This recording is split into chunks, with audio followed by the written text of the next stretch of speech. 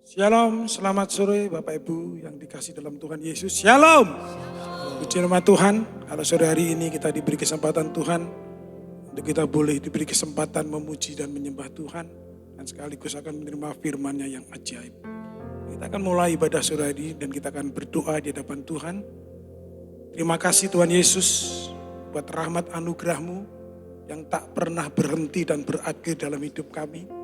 Kami bersyukur punya Tuhan yang hebat dan luar biasa. Sekarang kami siapkan hati kami untuk memuji menyembah Engkau Tuhan. Dan kami percaya Engkau menjadikan berkat yang luar biasa sore hari ini bagi setiap kami yang mengasihi Tuhan. Terima kasih, kami buka ibadah sore hari ini dalam nama Tuhan Yesus Kristus. Haleluya. Amin. Datanglah ke baitnya dengan hati bersyukur ke dalam pelatarannya Tuhan. Haleluya.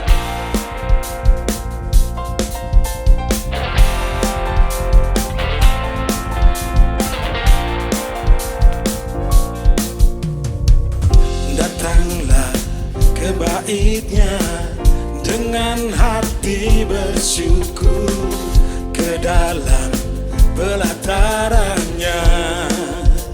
Dengan hati bersuka rasakan dan lihatlah betapa baiknya Tuhan bagi yang berlindung padanya. Akan bersorak-sorai, ya akan bersorak-sorai.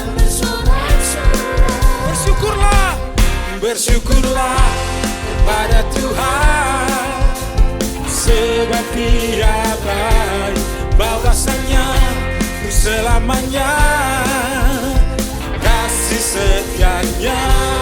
Bersyukurlah kepada Tuhan, sebab Dia baik, bahwasanya kasih setianya. Haleluya. Bersyukurlah kepada Tuhan karena Dia baik. Datanglah ke baitnya dengan hati bersyukur ke dalam pelatarannya. Dengan apa? Dengan hati bersyukur. Rasakan dan lihatlah betapa baiknya Tuhan bagi yang berlindung padanya. Dia akan bersorak-sorai. Ya, akan bersorak-sorai. Yo, bersyukurlah kepada Tuhan, sebab Dia baik, bahwasanya selamanya kasih setianya. Bersyukurlah kepada Tuhan, sebab Dia baik, bahwasanya untuk selamanya. Haleluya. Kasih setianya. Biarlah semua kita datang ke baitnya dengan membawa syukur kita bagi Tuhan Yesus.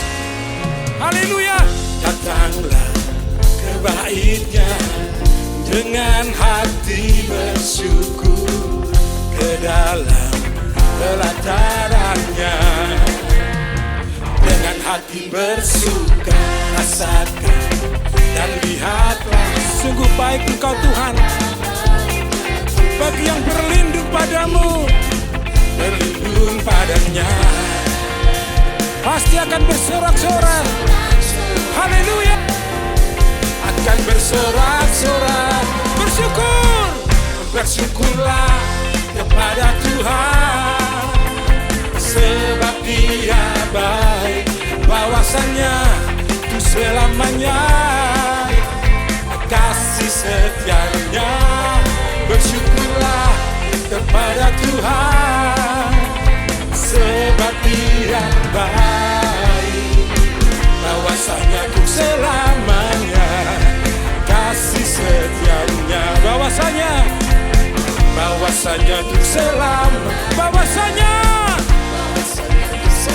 bahwasanya untuk selamanya kasih setianya. Haleluya.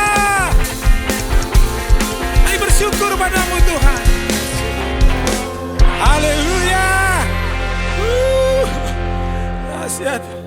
Dia Raja yang hebat. Dia Allah yang luar biasa. Kita patut bangga kepada Tuhan Yesus. Haleluya. Haleluya.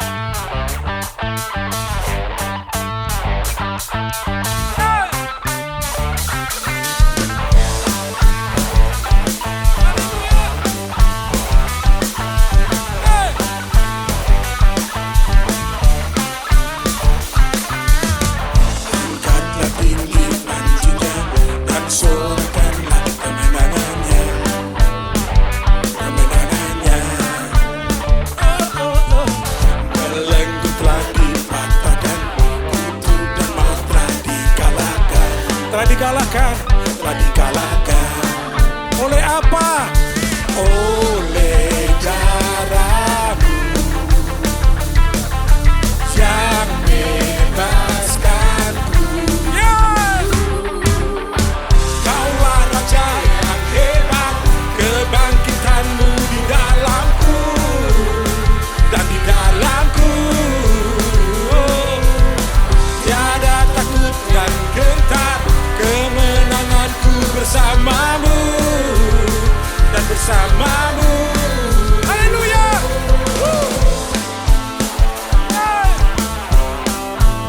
Haleluya.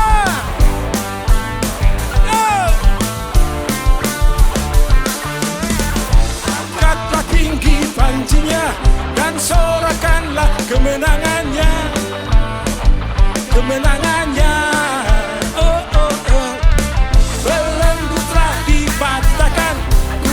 Dan maut telah dikalahkan, telah dikalahkan oleh darah-Mu.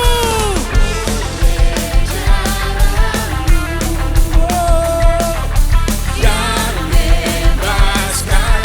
Haleluya. Kaulah Raja yang hebat, kebangkitan-Mu di dalamku dan di dalamku. Dan gentar, kemenanganku bersama-Mu dan bersama-Mu. Haleluya. Dulu, sekarang, dan selama-lamanya Kau berkuasa atas segalanya Tuhan. Engkau berkuasa atas bumi dan surga. Bagi-Mu segala kemuliaan dan hormat. Bagi Yesus Kristus Raja di atas segala raja. Semua dulu, sekarang, selamanya Kau berkuasa atas segalanya. Nama-Mu yang ku serukan. Kaulah Raja, penebus yang hidup. Dulu, sekarang, selamanya Kau berkuasa segalanya. Nama-Mu yang ku serukan. Kaulah Raja, penebus yang hidup. Haleluya.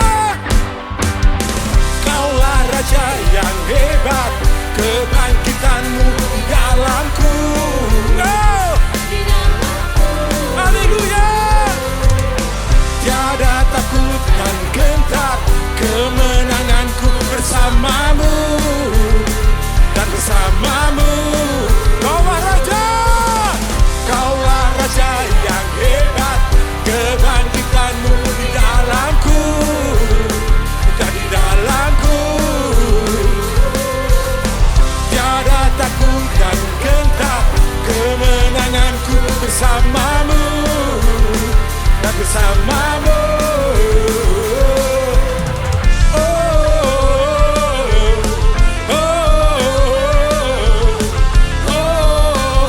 Bersama-Mu. Haleluya. Haleluya. Kami menang karena kami bersama dengan Tuhan, Raja di atas segala raja. Dan kami percaya Tuhan, hanya dekat dengan Engkau, maka tenanglah jiwa kami. Engkaulah kekuatan kami, Engkaulah perlindungan kami yang hidup. Haleluya.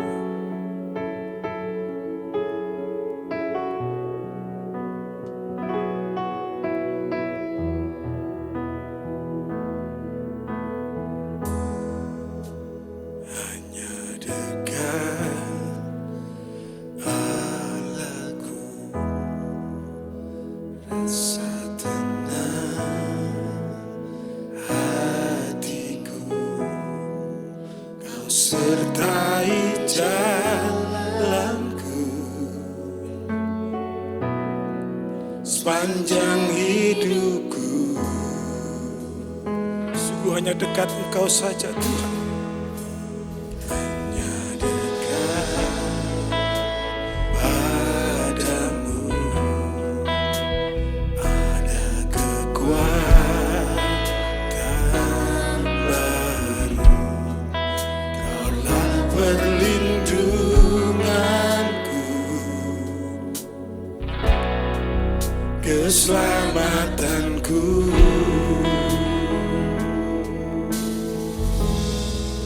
Ku ingin selalu bersekutu denganmu, menikmati hadiratmu.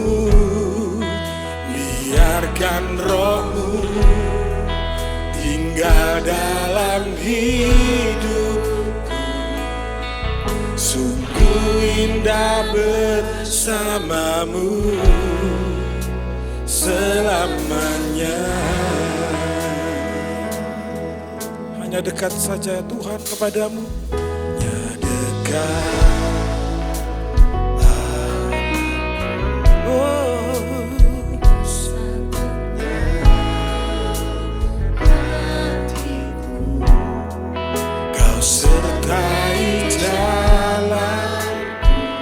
Sepanjang hidup kami Tuhan, sepanjang hidupku. Oh, hanya dekat Allah saja kami tenang. Dekat padamu ada kekuatan baru. Sungguh kami percaya Tuhan Yesus. Keselamatanku, ku ingin selalu bersekutu denganmu. Ku ingin selalu bersekutu dengan, ya, menikmati hadiratmu Tuhan. Oh, biarkan rohmu tinggal dalam hidup.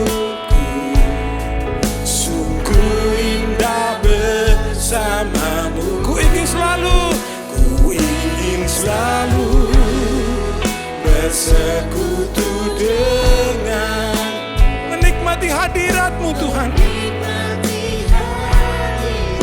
Oh, Tuhan Yesus, biarkan rohmu tinggal dalam hidup. Sungguh indah bersamamu. Ku ingin selalu bersekutu dengan, oh, menikmati hadiratmu. Biarkanlah rohmu Tuhan, ya, tinggal dalam hidupku. Sungguh indah bersamamu selamanya. Angkat tangan saudara di hadapan Tuhan. Ingin selalu bersekutu dengan, menikmati hadiratmu yang indah itu Tuhan. Hadiratmu, biarkanlah rohmu tinggal dalam hidupku. Sungguh indah bersamamu.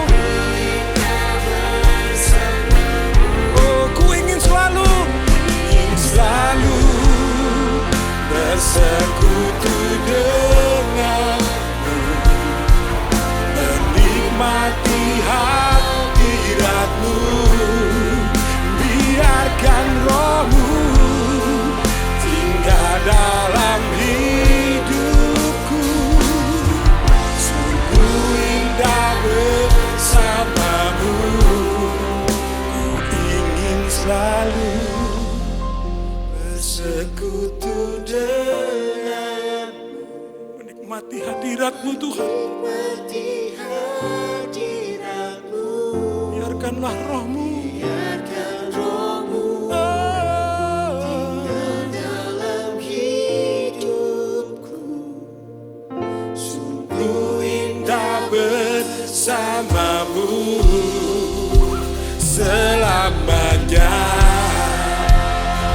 kita angkat tangan kita di hadapan Tuhan. Ku ingin selalu Tuhan, ingin selalu bersekutu denganmu, menikmati hadiratmu, biarkan rohmu tinggal dalam hidupku. Sungguh indah bersama, ku ingin selalu bersekutu denganmu, menikmati hadiratmu, biarkan rohmu tinggal dalam hidupku. Sungguh indah Tuhan, indah bersamamu selamanya.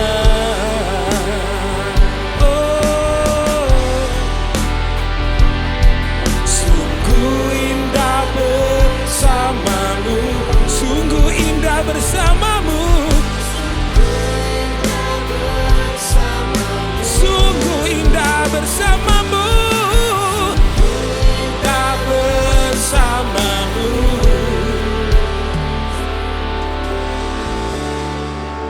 Selamanya. Dan ku menyembahmu Tuhan,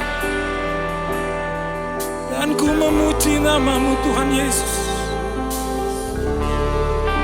Menyembahmu ya Allahku, hadiratmu Tuhan, hadiratmu menjamah setiap kami Bapa. Ku menyembahmu Tuhan, mulut kami bersyukur. Terima kasih Tuhan Yesus.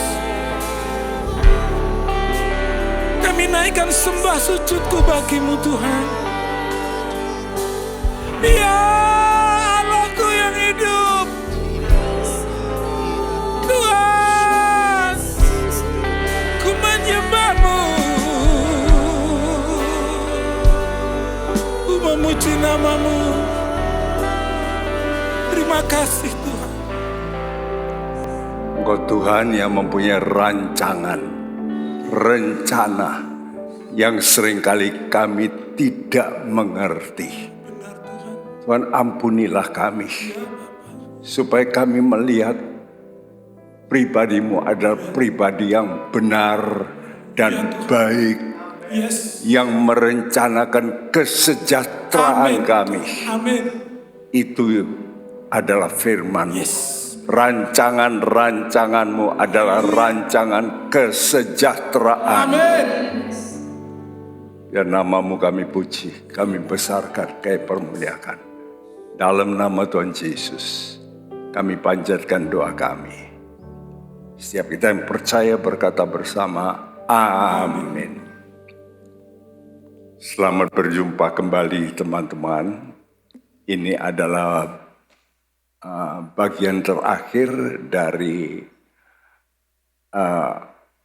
pembicaraan kita tentang sehat rohani dan jasmani. Ya, saya sudah menerangkan bagaimana Ayub menderita luar biasa. Ya, tapi akhirnya baik, dan di tengah-tengah penderitaan itu dia melakukan kesalahan-kesalahan yang cukup fatal, yang tidak baik, tapi Tuhan ampuni. Ya, ini gambar, sudah lihat, rekonsiliasi dengan Tuhan dan dengan 3 temannya yang mengata-ngatai dia. Saudaraku, kenapa, saudaraku? Karena mereka, baik Ayub maupun ketiga temannya, tidak mengerti rancangan Tuhan secara terperinci. Taunya di tengah jalan, taunya waktu kesulitan, tapi tidak mengerti di end-nya. Nah, Tuhan itu selalu melakukan sesuatu yang mempunyai di end terakhir itu baik. Dan ini yang seringkali manusia tidak bisa melihat. Kenapa, Saudara? Karena yang dilihat itu hanya kesulitan. Seperti Yusuf juga, Saudara. Bukankah dia mengalami kesulitan? Jadi waktu proses, itulah yang menyebabkan banyak orang tidak mengerti bahwa proses itu justru membawa orang kepada sesuatu yang akhirnya indah. Nah, seringkali di tengah proses itu orang lalu mengeluh. Seperti yang dialami oleh Ayub. Seperti juga dialami sebagian besar yang ditulis di Alkitab, juga termasuk Yeremia. Ya, pernah dia berkata seperti Ayub, Tuhan, kenapa Tuhan tidak membuat aku mati saja? Ya, dan kita pun juga begitu. Kenapa? Karena kita tidak mengerti rancangan Tuhan dari A sampai Z. Kita taunya ABC, tapi tidak sampai akhir. Nah, diakhiri dengan perkara yang indah, yaitu pulih setelah rekonsiliasi. Baik Ayub, rekonsiliasi dengan Tuhan. Teman-temannya, 3, rekonsiliasi dengan Ayub. Ya, dan Ayub juga rekonsiliasi dengan mereka. Nah, oleh karena itu, suku rekonsiliasi artinya bagaimana kita bisa berdamai dengan orang-orang yang pernah benturan, pernah ada sakit hati. Itu bagaimana caranya. Dan itu harus dimulai dari pemberesan diri. Kalau kita tidak bereskan diri kita dengan Allah, artinya mesti rekonsiliasi dengan Allah lebih dulu. Ya. Gambar ini bagus sekali bahwa Ayub lalu ada angin badai di situ.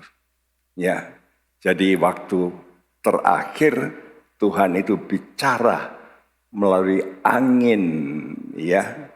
Jadi angin itu dapat dirasakan walaupun Ayub tidak melihat secara kasat mata. Namun kalau ada sesuatu yang bicara, tentu ada pribadi. Tidak mungkin ada suara kalau nggak ada pribadi.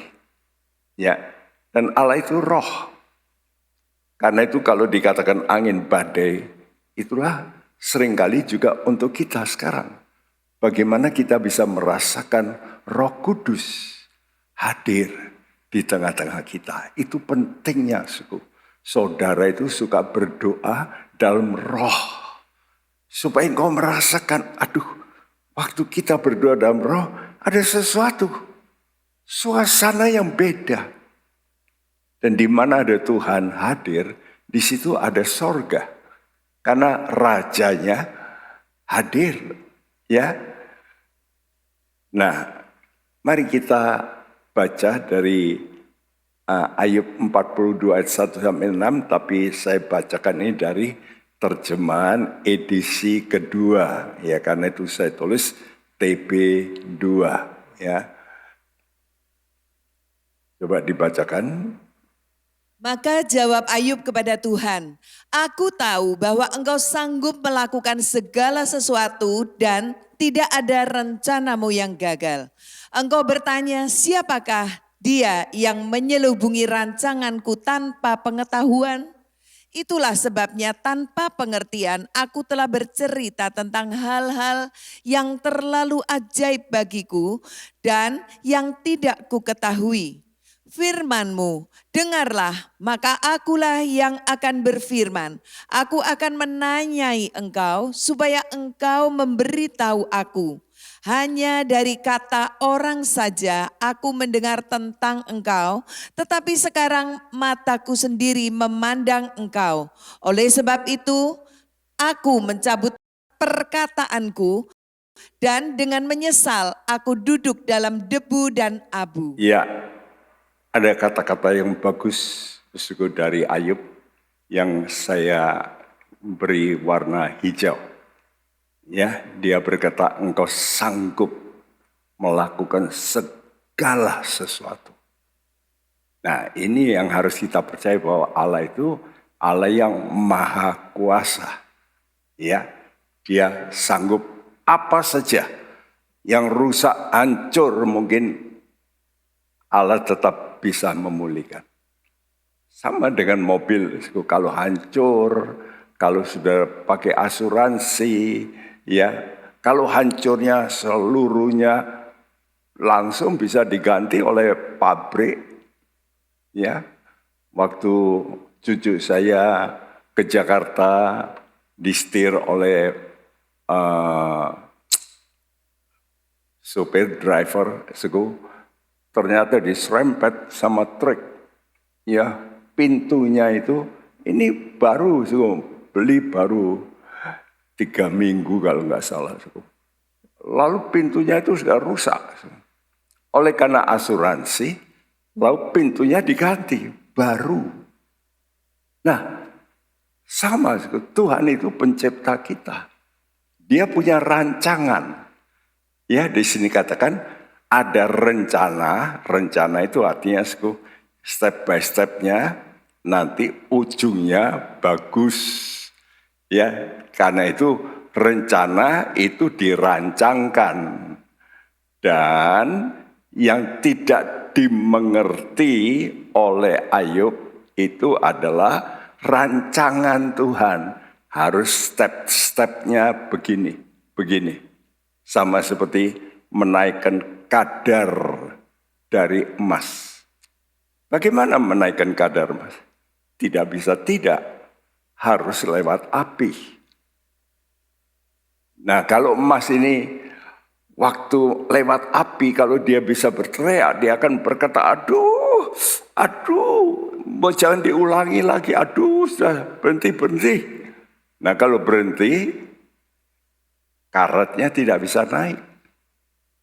Nah, itu karena ayat ini berkata, siapa yang menyelubungi rancanganku tanpa pengetahuan? Karena itu syukur Ayub ini lalu berkata, itulah sebabnya tanpa pengertian aku ini ngomong-ngomong hal-hal yang terlalu ajaib yang tidak aku ketahui. Ya, seringkali itulah kita sama. Ya, kita ini tidak bisa mengerti tangan Tuhan dari awal sampai akhir. Kita ngertinya waktu terjadi, tapi kita tidak mengerti akhirnya. Ya, makanya Tuhan berkata, Ayub berkata, firman-Mu dengar, akulah yang akan berfirman. Aku menanyai engkau, ya, coba engkau beritahu aku. Nah, inilah dialog pentingnya. Saudara kalau berdoa itu dialog dengan Tuhan. Ya. Lalu ini kata-kata Ayub yang luar biasa, ya, hanya dari kata orang saja aku mendengar engkau, tapi sekarang mataku sendiri memandang engkau. Yang menjadi pertanyaan, apakah betul Ayub itu melihat sosok Tuhan? Sebab dia ngomong begini, ya, dan waktu dia ngomong begini, dia lalu cabut perkataannya. Dia menyesal. Ya. Lalu dia taruh abu di kepalanya dan duduk di abu. Jadi perubahan sikap terjadi pada saat Tuhan berbicara. Sehingga Ayub berkata, mataku sendiri memandang engkau. Saya rasa tidak mungkin Ayub ini melihat sosok betul-betul dari Allah yang penuh kemuliaan. Karena Allah berkata tidak ada seorang pun yang tahan. Melihat Allah dalam keadaan yang mulia itu nggak mungkin. Ya, bahkan Musa sendiri yang sudah luar biasa berpuasa 40 hari tanpa makan, tanpa minum. Waktu dia berkata, Tuhan tunjukkan kemuliaan. Tuhan kata, oke, tapi kamu gak bisa memandang aku. memandang ya. Gak mungkin aku taruh kamu di celah-celah batu, nanti kamu hanya melihat belakangku. Jadi gak bisa memandang tatap muka. Tapi di sini Ayub berkata, mataku sendiri memandang engkau. Ini bukan mata jasmani, tapi mata imannya. Kenapa? Karena dia percaya, kalau ada perkataan, pasti ada pribadi yang berkata-kata. Benar tidak? Ya, dan pribadi yang berkata-kata itu dapat dirasakan oleh Ayub. Waktu itu angin badai, hembusan angin badai itu merasakan. Karena itu kadang-kadang orang ditumpangi tangan, dia bop jatuh. Merasakan, lalu aduh, tenang gitu. Saya dulu ya pakarnya yang mendoakan orang geblak-geblak jatuh itu di Toronto, saya didoakan, saya enggak jatuh. Tapi waktu kembali ke hotel, tidur, saya berkata, Tuhan, aku masih enggak ngerti betul apa enggak toh. Ya, ini kok ada ketawa, ada rebah segala. Dan waktu saya berdoa minta tanda, di luar dugaan saya yang sedang berbaring itu diangkat oleh Tuhan. Bak-buk. Saya jadi diangkat, ditaruh lagi, diangkat. Iya, cukup Tuhan. Saya mau percaya itu dari Tuhan, saudaraku. Ya, saudaraku, apa yang diakui Ayub? Pertama, engkau sanggup melakukan segala sesuatu. Perhatikan, segala sesuatu. Jadi waktu kita hancur sekalipun, rusak sekalipun, Allah sanggup memperbaiki. Ya. Dan Ayub ini dulunya takut menderita, itu kuncinya. Kenapa Allah itu izinkan penderitaan? Karena dia takut menderita. Itu dituliskan oleh Ayub sendiri.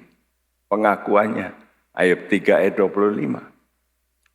Dan Ayub 36 ayat 21 yang menjawab. Ya, Ayub 3 ayat 25 itu. Ayub 36 ayat 21. Ayub dicobai dengan sengsara. Dengan maksud agar tidak berpaling pada kejahatan. Jadi Tuhan itu mau mentes orang. Kalau engkau menderita karena benar, bukan karena salah loh ya.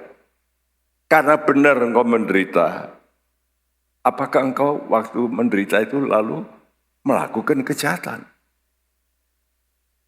Nah ini kita mesti hati-hati nih. Jadi kadang-kadang penderitaan itu bukan oleh karena kesalahan. Justru Tuhan mau tes. Waktu engkau menderita, sikapmu bagaimana? Engkau berontak lalu melakukan, kalau gitu aku enggak mau begitu. Sudah, wis. Kan banyak orang begitu ya. Kalau gitu ya aku lakukan aja yang jahat. Sekalian. Nah, kelihatan terusan. Jadi Tuhan itu sebetulnya mau mentes, mau mencobai Ayub apakah benar, mau menguji dia. Apakah waktu dia menderita itu dia berpaling kepada kejahatan. Tapi dia tidak berpaling pada kejahatan dalam perbuatan, cuma kata-katanya. Nah inilah yang diperbaiki oleh Tuhan. Tapi bersyukur dia mengaku kata-katanya salah. Ya. Jadi dia bukan jahat dalam artisku membunuh misalnya karena habis ya hartanya dia lo merampok. Tidak. Yang salah itu kata-katanya. Tapi di sini Ayub bertobat. Dia berkata, aku berkata-kata tanpa pengertian. Dan inilah yang banyak terjadi terhadap manusia, terhadap kita. Kalau kita tidak mengenal Allah itu yang baik, kita tidak tahu rancangannya, kita merasa kok harus lewat sulit toh. Kenapa harus lewat sulit? Kan saya orang baik. Ya, dan itu dituliskan berulang-ulang. Saya tuliskan di situ.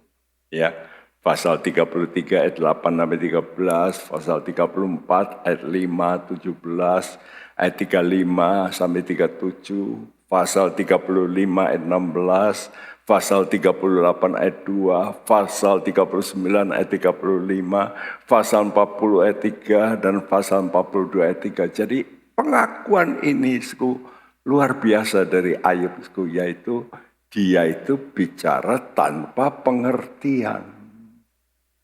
Karena bicaranya salah, kalau begitu gimana? Ya dicabut dong.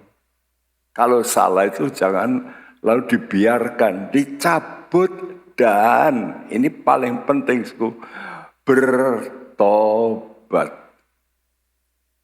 Dalam bahasa Modern King James dikatakan, I despise myself. Aku memandang rendah diriku dan bertobat. Ya, dan ini yang ditunggu-tunggu oleh Tuhan. Karena Tuhan itu menanti semua manusia, bukan hanya Ayub. Jadi semua. Jadi karena itu saya harap kita yang merasa baik-baik belum tentu baik. Kita pun harus bertobat. Karena dalam Kisah Rasul 17 jelas dikatakan bahwa semua Tuhan itu menanti semua manusia untuk bertobat. Bertobat berarti memutar arah, khususnya pikiran kita. Nah, pikiran kita ini mesti dibalik seperti Ayub. Tadinya berkata, Tuhan kok begini ya? Tuhan ini kok mencabut hakku? Wah, dia marah-marah sama Tuhan. Ya. Karena itu saya terjemahkan dari bahasa Inggrisnya berkata begini, oleh sebab itu aku memandang diriku rendah dan bertobat dalam debu dan abu.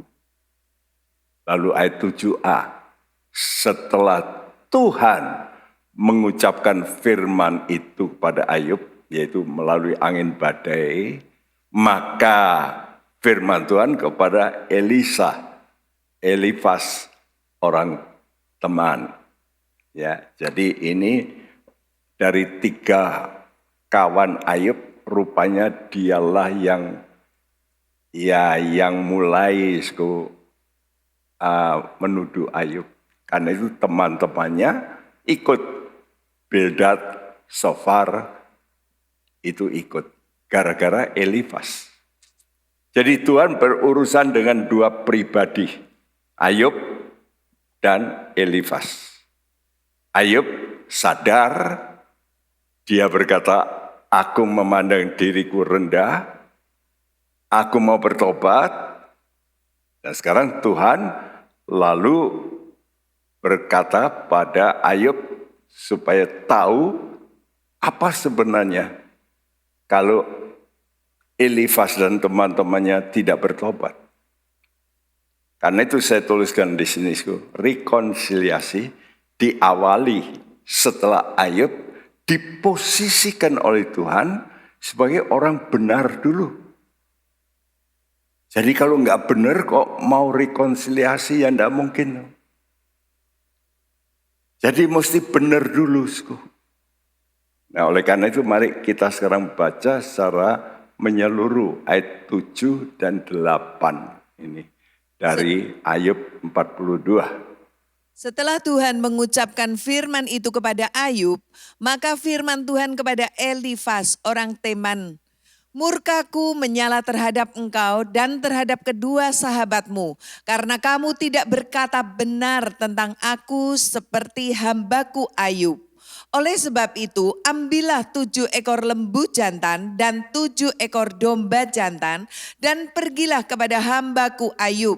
Lalu persembahkanlah semuanya itu sebagai korban bakaran untuk dirimu, dan baiklah hambaku Ayub meminta doa untuk kamu, karena hanya permintaannya lah yang akan kuterima, supaya aku tidak melakukan aniaya terhadap kamu, sebab kamu tidak berkata benar tentang aku seperti hambaku Ayub. Ya, waktu saya baca ini saya berkata, loh, kok Tuhan ngomong yang terakhir, sebab kamu tidak berkata benar tentang aku seperti hambaku Ayub. Bukankah Ayub juga enggak benar? Kenapa kok Tuhan sekarang ngomong? Iya, sebab kamu tidak berkata benar tentang aku seperti hambaku Ayub. Waktu saya baca ini, Tuhan kenapa? Ya Tuhan gampang jawab. Ya, nanti kita akan dengarkan. Tapi Tuhan lebih dulu marah juga dengan 3 teman Ayub. Karena kamu tidak berkata benar tentang aku seperti hambaku Ayub. Bahkan dikatakan murkaku menyala. Waduh, kalau Tuhan sudah marah kan bahaya. Nah karena itu Tuhan perintahkan kamu ambil 7 ekor lembu jantan dan 7 ekor domba jantan.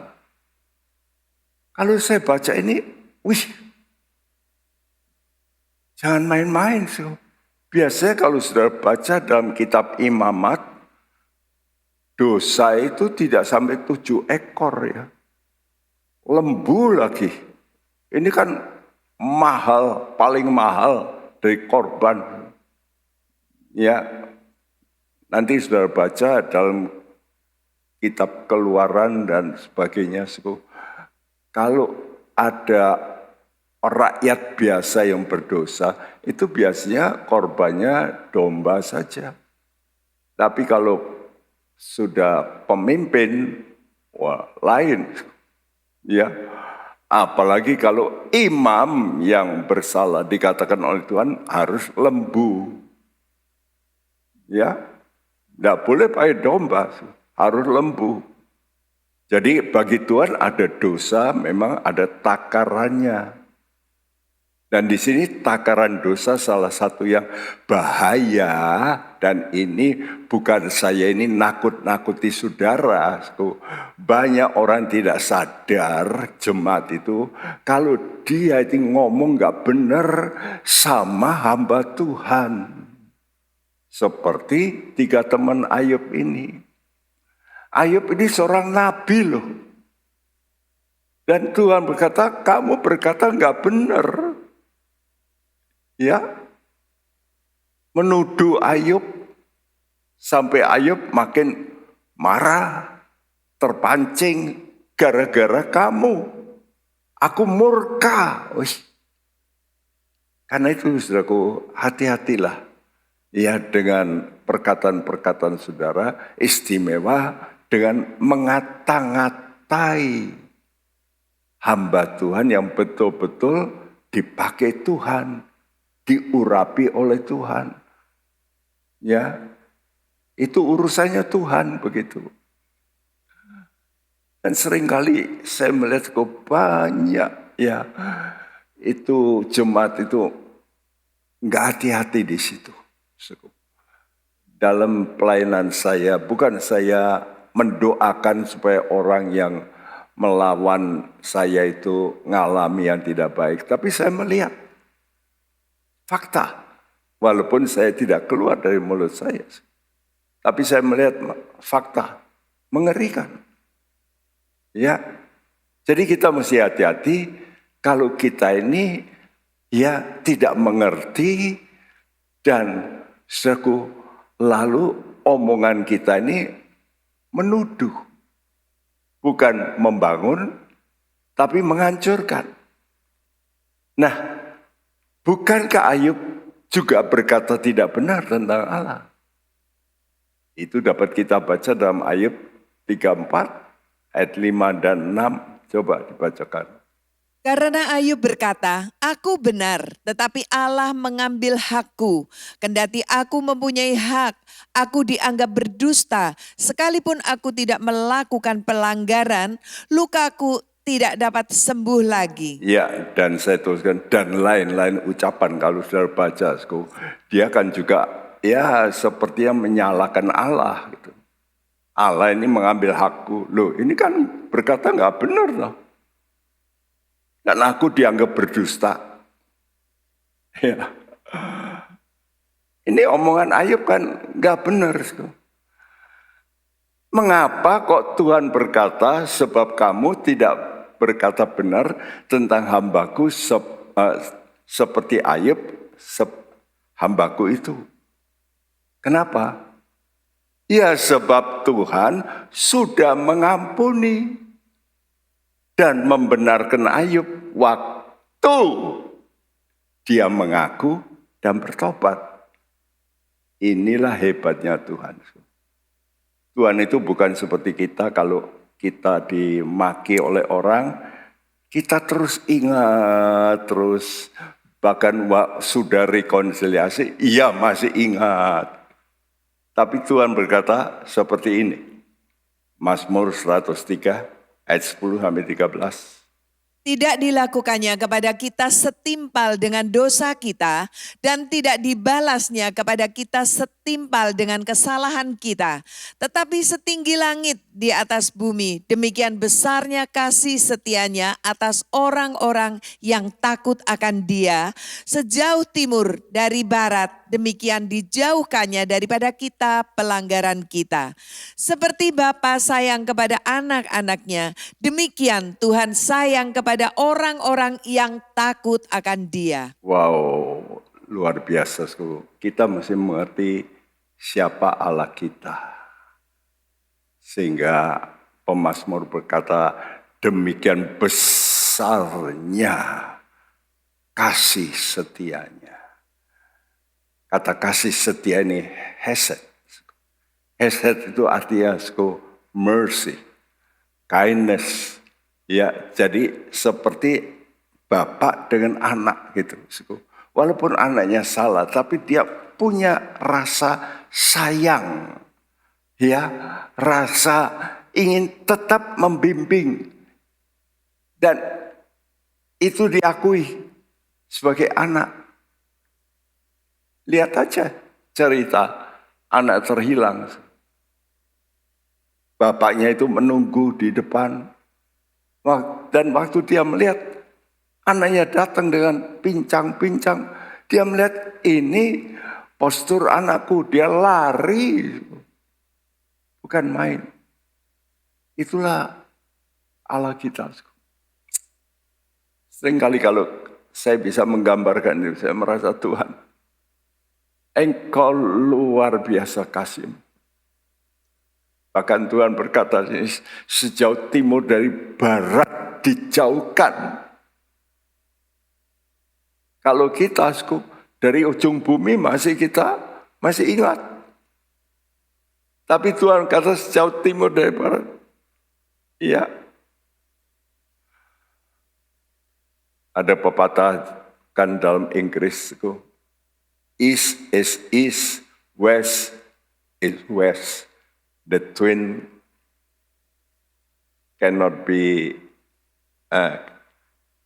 meet gitu ya.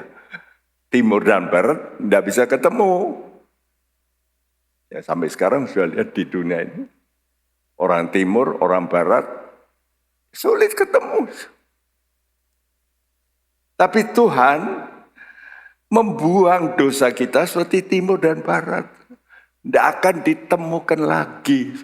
Kalau kita itu suka ngorek-ngorek lagi. Sudah kita buang di sampah, tapi dikorek lagi. Bukan nggak begitu faktanya. Suami istri kalau bertengkar, ngorek lagi. Ini manusia. Tapi hebatnya Tuhan tidak begitu. Ya, tapi ada kunci. Ya, dan kuncinya itu di sini. Ayat 11, perhatikan bagian akhirnya. Demikian besarnya kasih setiamu atas siapa? Atas orang-orang yang takut akan Dia. Diulangi lagi bagian alinea terakhir. Demikian Tuhan sayang kepada orang-orang yang takut akan Dia. Dan dalam Ayub pasal 1 ayat 1 dituliskan oleh Tuhan, ini pernyataan Allah.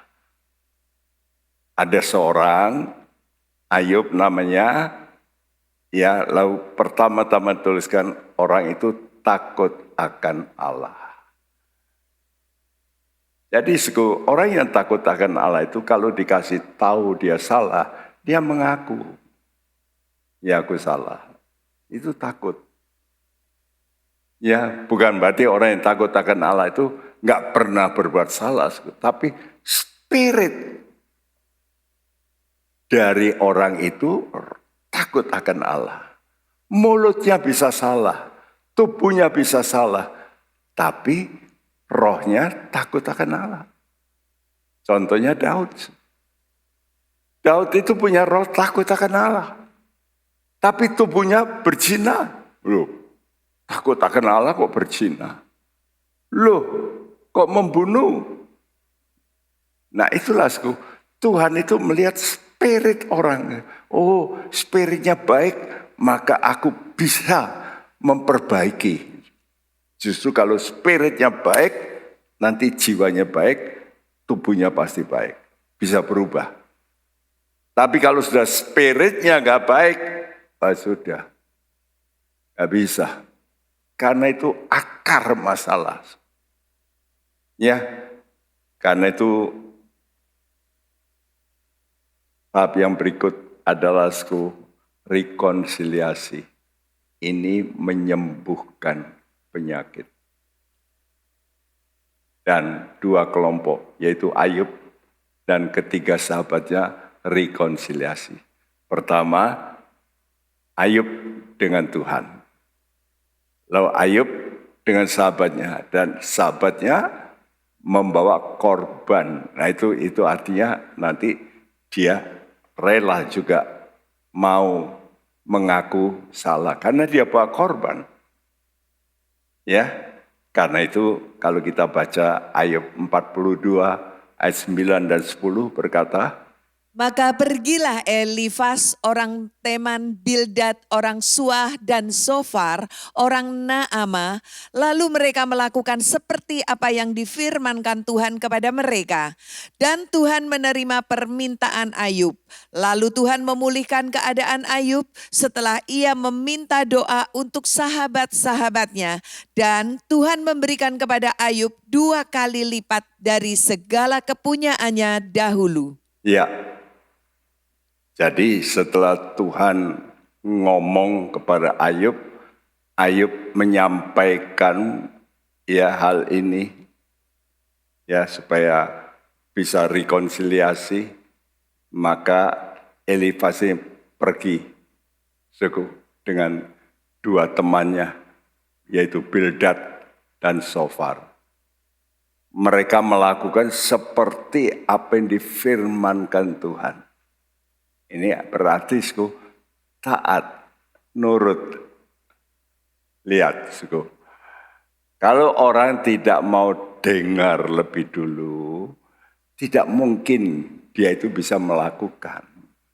Karena itu betapa pentingnya kita itu suka dengar firman Tuhan, tapi dan melakukan. Banyak orang mendengar, tapi tidak melakukan.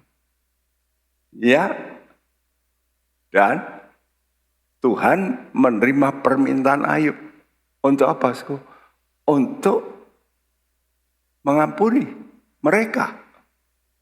Karena Tuhan menyuruh Ayub untuk mendoakan mereka. Ayat ini berkata, lalu, ya perhatikan kata lalu, karena itu saya kasih ya blinking gitu. Lalu Tuhan memulihkan keadaan Ayub setelah. Nah, jadi kalau Ayub tidak mau mendoakan, berarti dia masih, orang Jawa bilang serik. Dia masih jengkel. Orang gini ngata-ngatai saya kok tak doa no. Enggak, saya enggak mau. Ya dia enggak boleh. Jelas kok, ayat ini berkata, lalu Tuhan memulihkan keadaan Ayub setelah ia meminta doa untuk sahabat-sahabatnya. Karena itu hati-hati saudara dengan orang yang saudara ada mungkin gesekan dan sudah simpan terus, sudah tidak bisa mengampuni. Bahkan Tuhan kata, kamu mesti cintai musuhmu, doakanlah musuhmu. Saya dulu pandangan saya kalau enggak satu buku, awalnya saya buka aja berubah pandangan saya. Dari seorang yang mempunyai agama tertentu yang memusuhi, ya. Lalu orang itu bertobat. Dan orang ini adalah pengajar yang hebat. Ya. Dan waktu dia buka, tulis buku, dia berkata, tahukah saudara, kenapa mereka melakukan itu? Kepada orang-orang percaya. Kata-kata awal mengubah pikiran saya. Karena mereka menjadi korban dari si jahat. Wah. Begitu saya dengar, iya ya. Mereka itu korban dari perbuatan iblis. Nah kalau korban iblis, saudara mesti marahnya sama iblis. Karena itu anak-anak Tuhan mesti mempunyai spirit yang melawan iblis. Karena itu diminta oleh Tuhan. Lawanlah iblis. Tunduklah kepada Allah. Nah Ayub mendoakan setelah dia meminta doa, Tuhan menerima permintaan Ayub itu, bahkan 2 kali lipat dia diberkati. Jadi setelah Elifas, Bildad, Sofar melakukan, nah ini penting, melakukan, saya juga highlight di situ, blinking, melakukan seperti yang difirmankan Tuhan.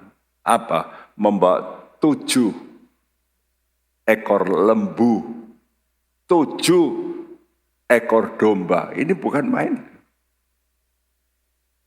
Coba perhatikan nanti dalam Alkitab, dalam kitab Keluaran. Kalau rakyat biasa berdosa, bahkan orang miskin kalau berdosa, boleh bawa burung tekukur. Itu kan paling murah. Tapi kalau sudah dikatakan kambing jantan, kambing kalau jantan itu mahal. Kenapa, Biasanya kalau kambing jantan itu dipelihara, itu cuma sedikit, yang betinanya banyak. Karena itu yang mahal yang mana jadinya? Ya yang jantan. Dan kalau pemimpin salah, itu kambing jantan. Tapi kalau imam salah, itu lembu. Ya. Nah di sini mereka buat 7 lembu. Jadi ini berarti mereka berkata, aku dosa besar. Ngata-ngatai Ayub ini. Salah besar banget. Ya, aku tidak mengerti rencana Allah. Ya seperti Ayub juga tidak mengerti. Kenapa dia menderita. Teman-temannya juga tidak mengerti. Pikirnya temannya kalau orang tidak baik baru menderita. Itu ketiga temannya begitu. Karena mereka merasa baik-baik. Nah, kamu kok menderita? Ya kamu pasti dosa lah. Kami baik-baik. Karena itu jangan punya konsep ini ya.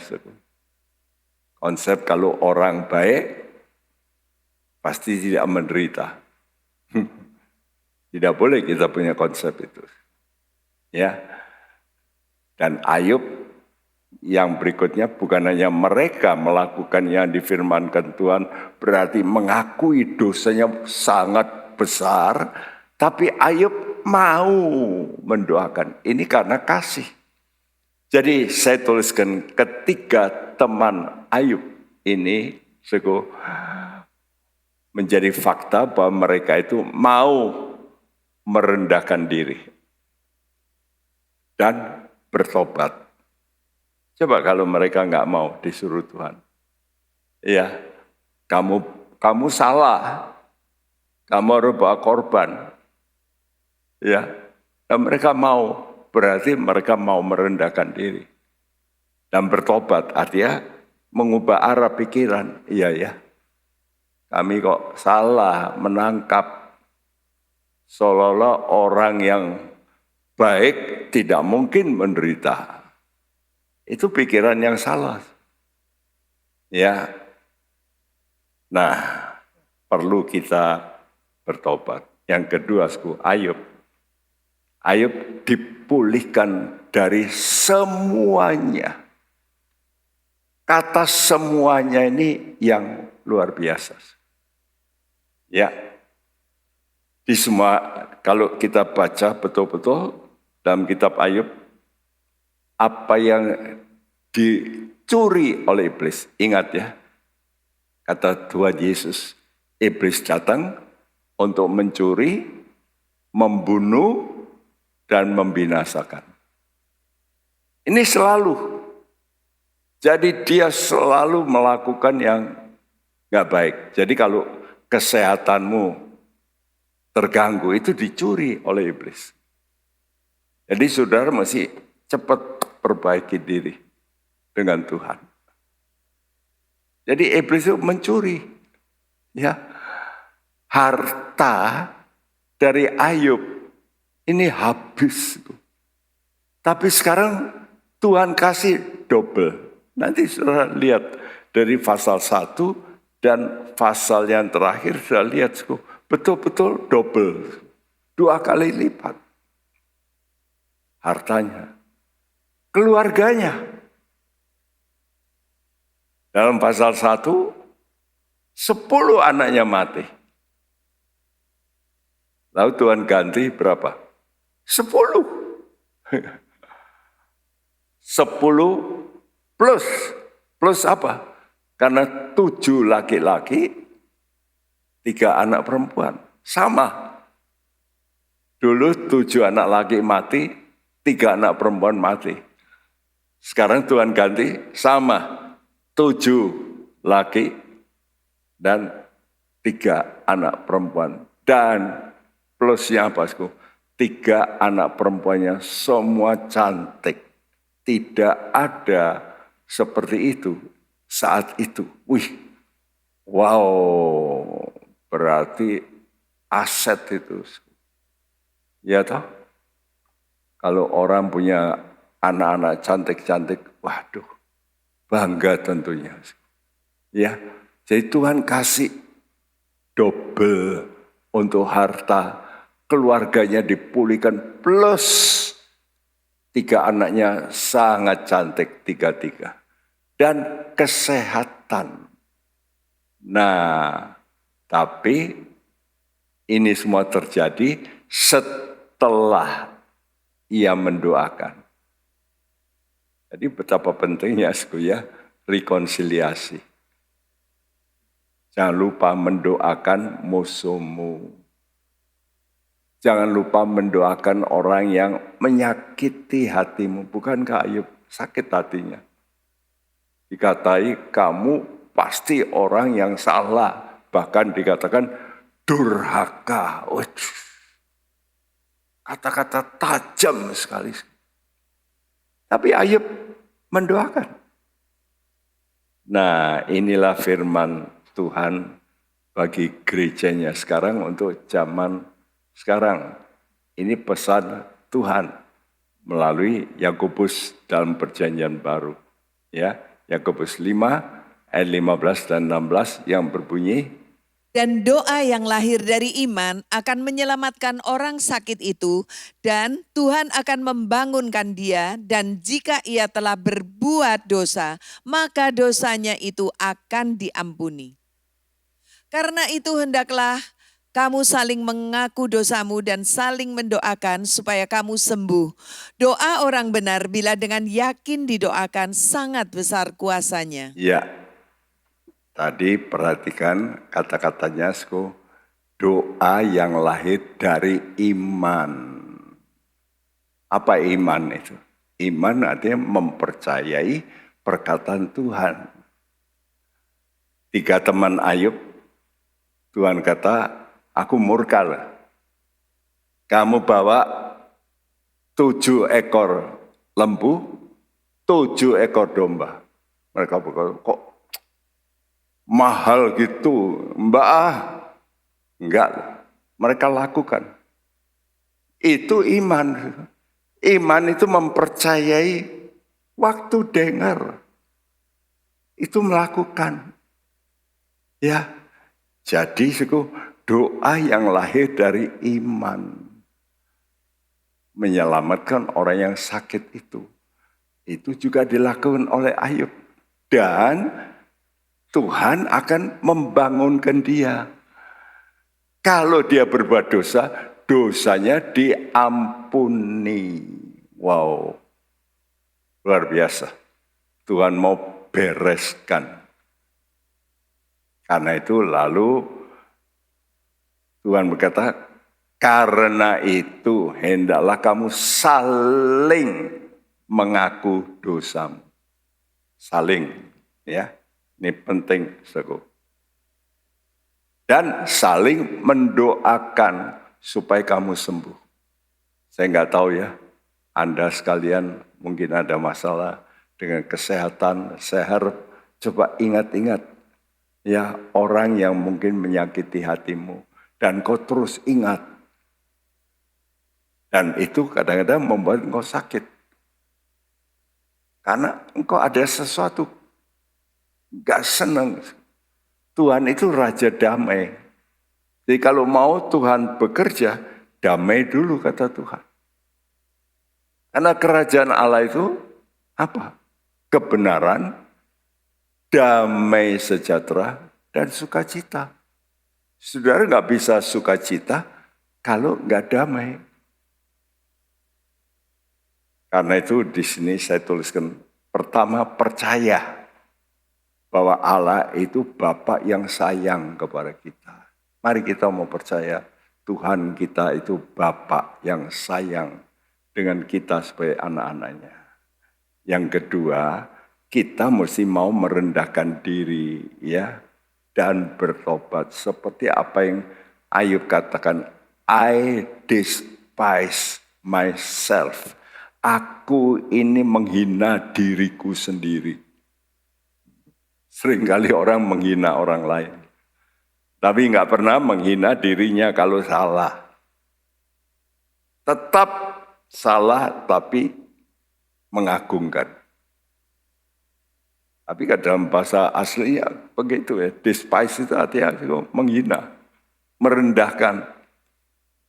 Ayub merendahkan dirinya dan bertobat.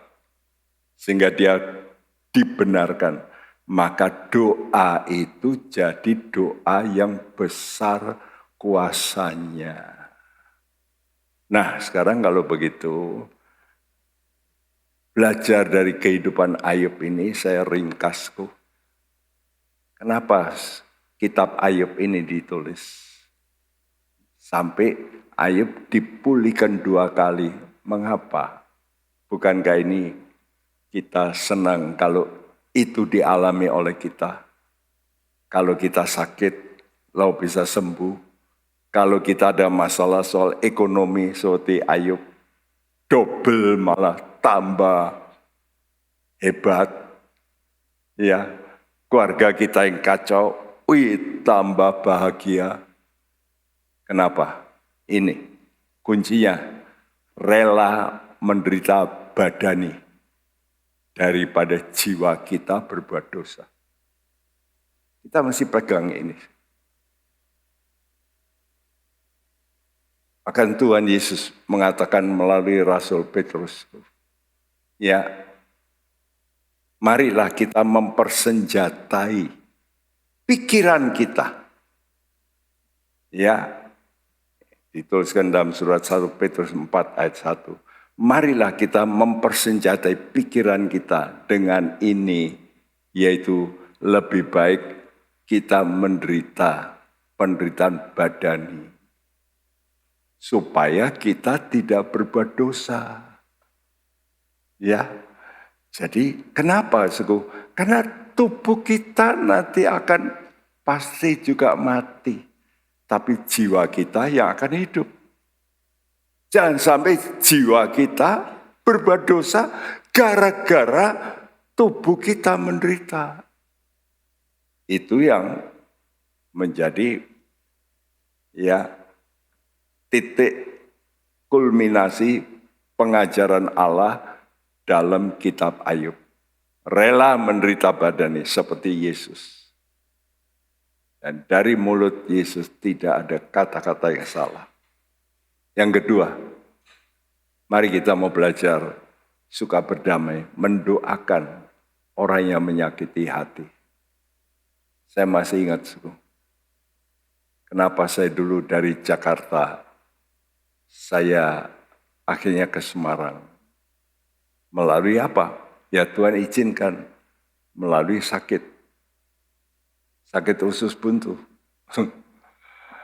Sakit saya itu setahun yang lalu sudah sakit waktu saya di Bandung. Saya didoakan oleh pendeta sembuh saat itu. Setahun kemudian di Jakarta saya sakit. Waktu itu saya sudah menyerahkan diri kepada Tuhan. Dan waktu sakit itu saya mau dimasukkan rumah sakit Katolik Saint Carolus, tapi full semua. Terpaksa di depannya rumah sakit Cipto Mangunkusumo. Dan di situ saya tergeletak, Suku, di tempat tidur yang banyak kutu busuk. Begitu tidur langsung datang kutu busuk. Saya di sal besar, kurang lebih 20 orang, bersama perampok. Teriak-teriak di situ. Saudaraku, disitulah saya belajar bagaimana ya kita mesti berdoa. Waktu saya sudah pindah ke Semarang, tiap kali saya berdoa, wajah pendeta pembimbing saya itu yang memberikan tempat yang saya layani pada orang lain. Waktu saya sakit, saya kan minta izin untuk rest gitu. Ya, selama sebulan. Balik sudah diberikan pada orang lain. Waduh, tanpa beritahu saya. Tiap kali berlutut, wajah pemimpin saya kelihatan. Tuhan bicara, coba kamu doakan. Begitu saya memberkati, tidak pernah lagi. Aneh. Ini benar. Marilah belajar mendoakan orang yang menyakiti hatimu. Itu tanda engkau betul-betul mau masuk dalam perdamaian. Kalau spiritmu mau damai, Raja damai akan hadir, diam, menetap. Karena itu Tuhan berkata, Efesus 4, jangan mendukakan roh Allah. Jangan. Segala kepahitan buang, kata Tuhan. Oleh karena itu mari kita mau datang kepada Tuhan. Apapun yang terjadi dalam hidup ini, aku tahu kasih-Mu hebat, Tuhan. Kasih-Mu luar biasa.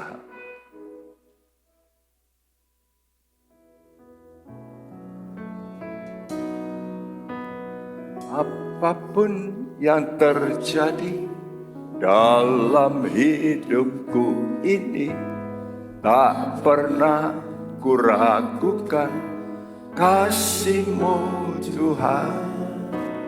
Lewat gunung yang tinggi, dalam lembah yang curam, tak pernah kuragukan janji-Mu Tuhan. Apapun yang terjadi, Apapun yang terjadi, yes, tak pernah kuragukan kasih-Mu Tuhan. Lewat gunung yang tinggi, dalam lembah yang curam, tak pernah kuragukan janji-Mu Tuhan. Kau berfirman dan sembuhkanku, Kau bersabda dan selamatkanku. Tiada yang mustahil bagi-Mu, Yesus, ku percaya padamu. Kau berfirman dan sembuhkanku, Kau bersabda dan selamatkanku. Tiada yang mustahil bagi-Mu, Yesus, ku percaya padamu. Mari kita mau berdiri. Apapun yang terjadi, apapun yang terjadi dalam hidupku ini, tak pernah kuragukan kasih-Mu Tuhan. Lewat gunung yang tinggi, dalam lembah yang curam, tak pernah kuragukan janji-Mu Tuhan. Kau berfirman dan sembuhkanku, Kau bersabda dan selamatkanku. Tiada yang mustahil bagi-Mu, Yesus, ku percaya. Apapun yang terjadi dalam hidupku, jangan sampai kita meragukan kasih Tuhan. Ini penting. Ini yang Ayub alami. Waktu dia mengalami itu, dia meragukan. Tapi mari kita mau berkata, tidak, saya mau belajar. Justru hidup Ayub menjadi contoh bagi kita. Kita tidak boleh seperti itu. Jangan mengulangi kesalahan orang lain. Tapi mari kita mau berkata, ya Tuhan, ternyata Engkau baik. Engkau izinkan hal itu untuk kebaikan Ayub. Mari kita bersyukur, berterima kasih. Apapun yang terjadi dalam hidupku ini, tak pernah kuragukan kasih-Mu Tuhan. Lewat gunung yang tinggi, dalam lembah yang curam, tak pernah kuragukan janji-Mu Tuhan. Kau berfirman dan sembuhkan. Mari kita mau percaya. Amin. Tiada yang mustahil bagi-Mu, Yesus, ku percaya pada Kau berfirman dan sembuhkan. Amin Tuhan.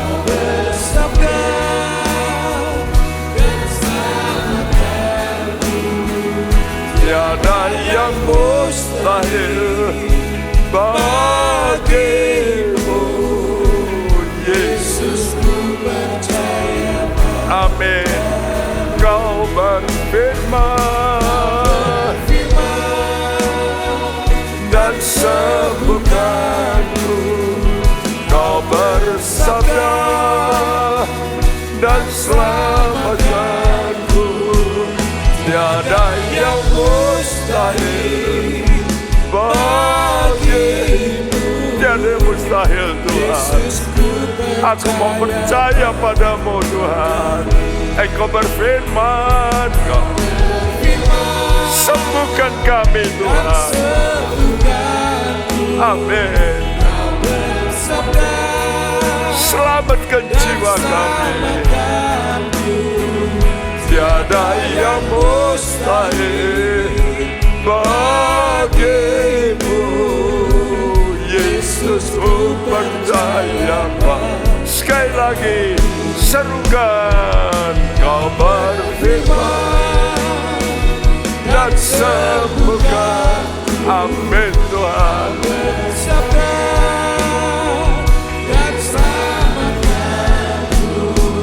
Tiada yang mustahil bagimu, Yesus ku percaya padamu.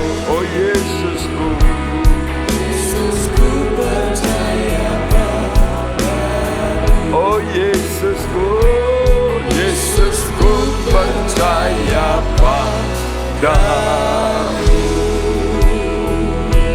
Kami bersyukur, Firman-Mu menyembuhkanku Tuhan. kami punya Tuhan yang baik. Haleluya. Kami percaya Rencana-Mu tidak pernah gagal Tuhan. Haleluya. Haleluya. Rancangan-Mu damai sejahtera. Firman-Mu ajaib Tuhan. Haleluya. Rencana-Mu tidak pernah gagal. Engkau yang menyembuhkanku Tuhan. Kami Kami percaya. puji nama-Mu. Kami percaya karena Engkau Engkau sanggup.